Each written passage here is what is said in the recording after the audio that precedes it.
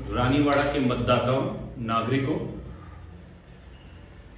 मेरा नमस्कार, वंदे मातरम, जय श्री राम। आज मैं जो वीडियो बना रहा हूं, जो माउंट आबू के भाई साहब हैं और रानीवाड़ा के कांग्रेस प्रत्याशी हैं, उनकी चुनावी दोस्ती की कहानी पर बना रहा हूं। इनकी सारी मतलब सारे दोस्त चुनावी होते हैं। मैं तो कभी समझ नहीं पाता कि इनका कौन सा दोस्त है और कौन सा दुश्मन। पूर्व में माननीय अर्जुन सिंह जी इनके मित्र थे। कुछ उनकी विशेषताएं पसंद आई क्योंकि आपने मित्रता की होगी। फिर अचानक इतने बुरे क्या हो गया कि वो विरोधी हो गए। अब मेरे को तो एक ही बात समझ में आई कि आपके सिर्फ दोस्त एक वोट बैंक होते हैं। पूर्व में एडवोकेट भरत, जो अभी किसी अन्य पार्टी से खड़ा हुआ है, वो आपका साथी था, आपके संघर्ष का साथी था। आज अचानक विरोधी कैसे हो गया? क्या उसका अधिकार नहीं है कि वो चुनाव लड़े? ये लोकतंत्र है। लेकिन समस्या आपकी सोच में है।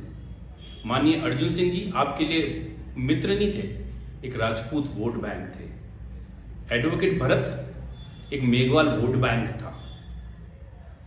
अब जब आपको लग गया कि वो मेरे हाथ से खिसक रहा है तो विरोधी हो गए। और इस लोकतंत्र में हर व्यक्ति को आजादी है कि वो चुनाव लड़े।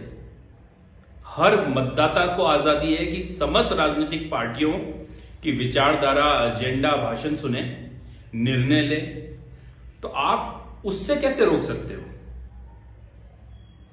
आप भी अपनी बात कहो, आपको कौन रोक रहा है? लेकिन किसी अन्य की बात के सुनने से कैसे रोक सकते हो? कैसे धमका सकते हो? यह तो सामंतशाही जैसा हाल हो गया। अब आप द्वारा फिर इसके बाद एक नया प्रयोग किया गया। हमारे अर्जुन सिंह जी एक पुराने खिलाड़ी थे, मंजे हुए खिलाड़ी थे, वो भी आपके छलावे में आ गए। तो हमारे माननीय सांसद देवजी पटेल अगर कांग्रेस प्रत्याशी के छलावे में आ गए तो कोई बड़ी बात नहीं है। उनसे आपने मित्रता साध ली। उनसे मित्रता साधी। उससे पहले सुखराम जी जब माउंट आबू आते थे, आपकी हर छोटी मोटी समस्या में सबसे पहले खड़े होने वाले व्यक्ति वही थे। और जैसे इनसे मित्रता हुई, मैंने आपके वीडियो देखे कि आप उनके लिए कटाक्ष करने लग गए। मेरे को तो आपकी मतलब गणित या दोस्ती समझ में नहीं है। और देवजी पटेल को साथ लेकर घूमकर आपने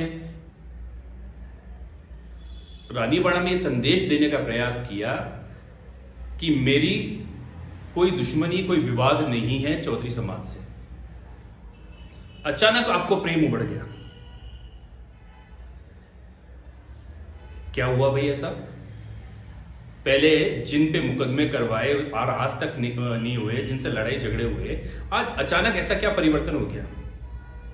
परिवर्तन यह हुआ कि आपको उसमें जातीय समीकरण नजर आया और आपने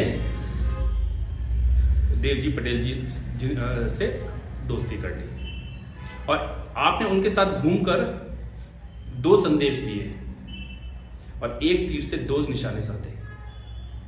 एक संदेश ये दिया कि मैं जल्दी भारतीय जनता पार्टी का सदस्यता ग्रहण करने वाला हूं और आपने माउंट आबू में अनाउंस भी कर दिया कि आगामी नवरात्रि में मैं भारतीय जनता पार्टी की सदस्यता लूंगा। अब इससे दो तीर कैसे साधे आपने? एक तो भाजपा के कार्यकर्ताओं ने विरोध नहीं किया, दूसरा आपने कांग्रेस को डराया कि सिरोही जालौर के क्षेत्र में भारतीय जनता पार्टी ज्यादा मजबूत है और हम जैसे कुछ नेता है जो कांग्रेस को लेकर चल रहे हैं, और ऐसे डराकर आपने टिकट लिया। तो और मेरे को तो आपके धोखे के सिस्टम समझ में नहीं आ रहे और आपकी तो परछाई शापित है। माननीय सांसद पे पड़ी तो उनको अपने ही घर में, अपने ही समाज से, अपनी ही पार्टी के व्यक्ति से विरोध झेलना पड़ रहा है। और मैं दावे के साथ कह सकता हूं, भविष्य के गर्भ में छुपा है। कभी न कभी ये बात सामने आएगी कि जो ये विवाद हुआ है ना, इसके सूत्रधार आप ही थे। आपने कोनी के गुड़ लगाया होगा कि आप तो खड़े हो जाओ, मैं आपके साथ हूं। और दोनों को लगाया होगा, क्योंकि मैंने दोनों के साथ आपके वीडियो देखे हैं। आप उनके घर मिलने भी गए थे जीवाराम जी के लिए। पूरी संभावनाएं हैं। अब मुझे ये बताओ कि सांचौर में आप अपने मित्रों को धोखा दे रहे हो या अपनी राजनीतिक पार्टी को धोखा दे रहे हो?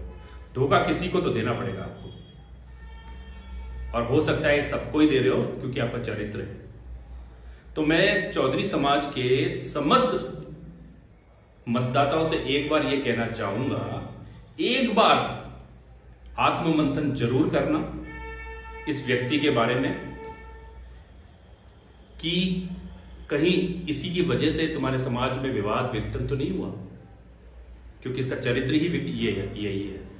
दूसरी चीज, क्या आप एक ऐसे समाज, ऐसे व्यक्ति का प्रतिनिधित्व का मौका दोगे जो एक ओपन स्कूल का और मतलब उसकी सोच निम्न स्तर की हो?